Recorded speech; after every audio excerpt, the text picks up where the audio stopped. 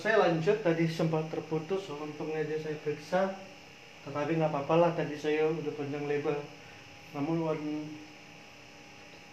sempat terhilang ya. Kita lanjut, tadi ini sore SORE, jadi saya harus mulai lagi dari yang nggak dari awal sih ya. Jadi kalau suku kata terbuka tadi sudah Anda memahami, misalnya tadi saya katakan Shamayim ya. Kalau ada konsonan diikuti oleh vokal, satu huruf konsonan diikuti oleh satu huruf vokal, maka dia masuk dalam suku kata terbuka. Misalnya sa, ini huruf S adalah konsonan, A adalah huruf vokal sa. Jadi kalau S ini kan terletak konsonan, A ini vokal. Karena dia didahului oleh konsonan, maka dia masuk kepada suku kata terbuka, sama dengan halnya dengan ma ya. Tapi kalau untuk yim itu beda, dia masuk ke suku kata tertutup.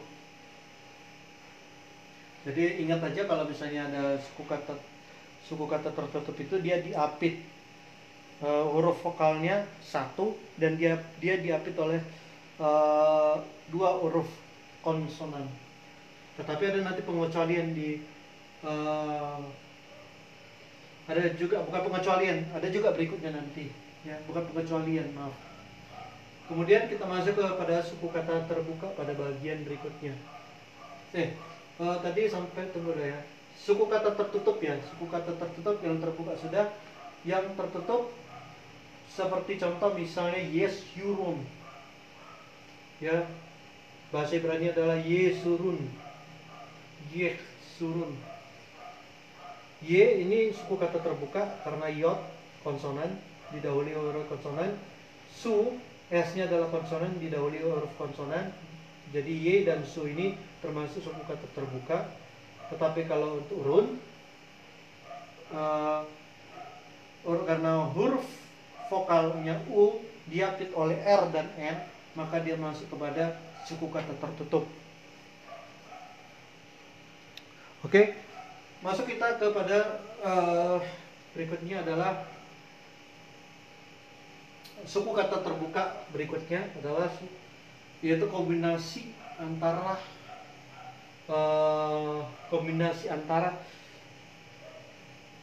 huruf konsonan dengan schwa ya, yaitu schwa yang sederhana bersuara dan schwa gabungan. Schwa itu schwa sederhana, dia tanda titiknya sejajar ya, sejajar. Ini adalah bentuk daripada schwa sederhana, contoh lambangnya seperti ini, tanda titik sejajar atas bawah, dua titik seperti titik dua ya. Kemudian kita melihat di sini di kombinasi ya, kombinasi. Contoh kita lihat di sini UB ya. U yang di sini, dia adalah huruf konsonan yang dibunyikan ataupun dia merupakan huruf konsonan ya. Jadi lalu kemudian dia diikuti oleh huruf schwa di sini. Jadi kalau Anda lihat ada sebuah konsonan ya, konsonan yang diikuti oleh schwa, maka dia termasuk dalam suku kata terbuka. Contoh misalnya ini untuk schwa sederhana ya. Lalu kita lihat contoh misalnya ini yang berikut alef yang ada hatef patah ya, hatef patah. Kita lihat di sini dia didahului oleh konsonan, terus dia dikombinasi ataupun diikuti oleh suah gabungan. Ya, Anda tahu tadi suah gabungan itu adalah 3 macam, yaitu hatef fatah, hatef kamets, dan ketiga adalah hatef segol. Saya ulangi, suah gabungan terdiri 3, yaitu pertama adalah hatef fatah, kedua hatef kamets, ketiga hatef segol. Ya, ini harus Anda ingat yang 3 ini kalau Anda benar-benar ingin memahami belajar bahasa Ibrani. Oke, baru kita masuk kepada suku kata tertutup pada bagian kedua, yaitu terdiri dari konsonan, vokal, konsonan dengan kombinasi tanda shefa sederhana yang tidak yang tidak dibunyikan, dan 2 konsonan berturut-turut yang akhir katanya dalam kurung tanpa vokal melainkan tanda shefa sederhana, khusus sederhana saja. KFKK itu konsonan, vokal, konsonan hanya terbentuk untuk kata kerja, ya.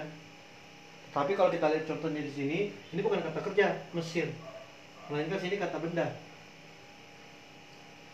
Contoh Misraim, kita fokus kepada mis, ya.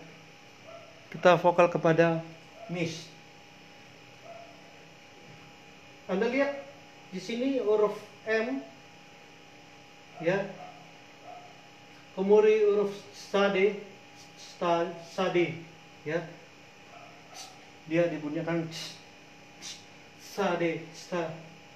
Tapi ketika dia digabungkan itu tidak dibunyikan, ya.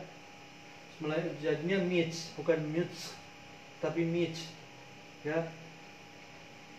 Jadi kita lihat di sini di bawah huruf M ini ada tanda vokal, ya, tanda vokal, dan ini diharuskan vokal pendek, ya.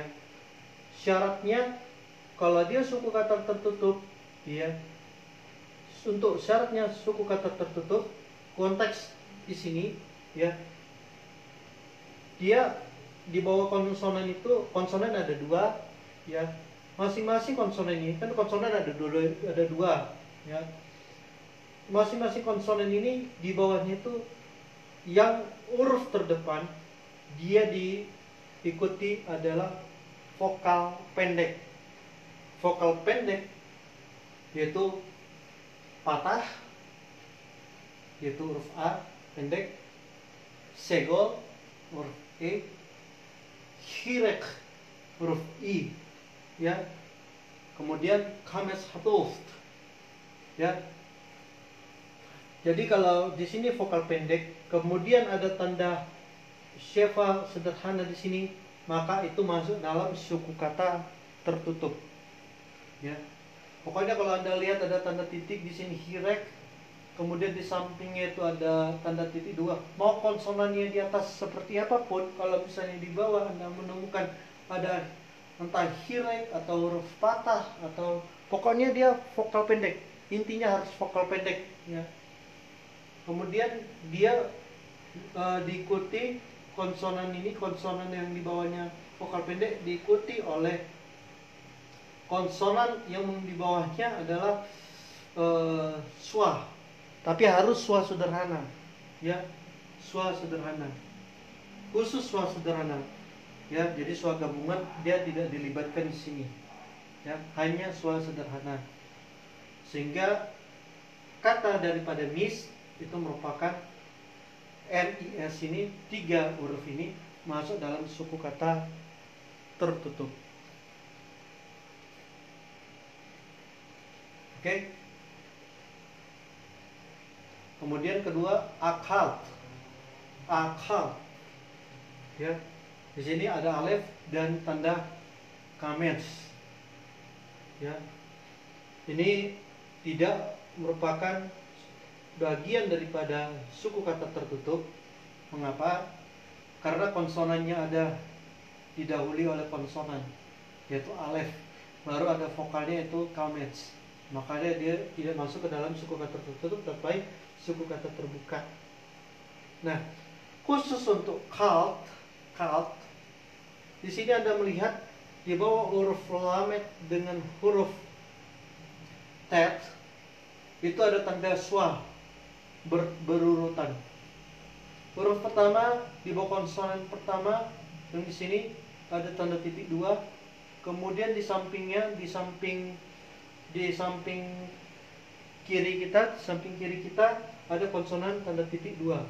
Jadi kalau ada tanda titiknya 2 berbarengan, berbaris, maka itu masuk ke dalam suku kata tertutup. Ya, contoh misalnya saya buat di sini.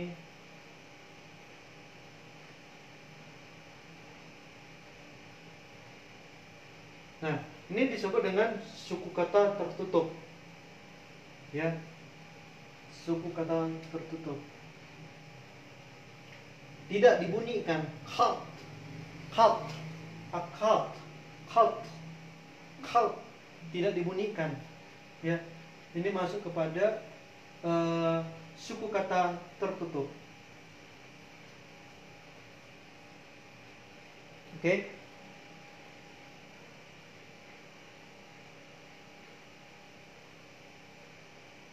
Jadi ini penjelasan suku kata tertutup.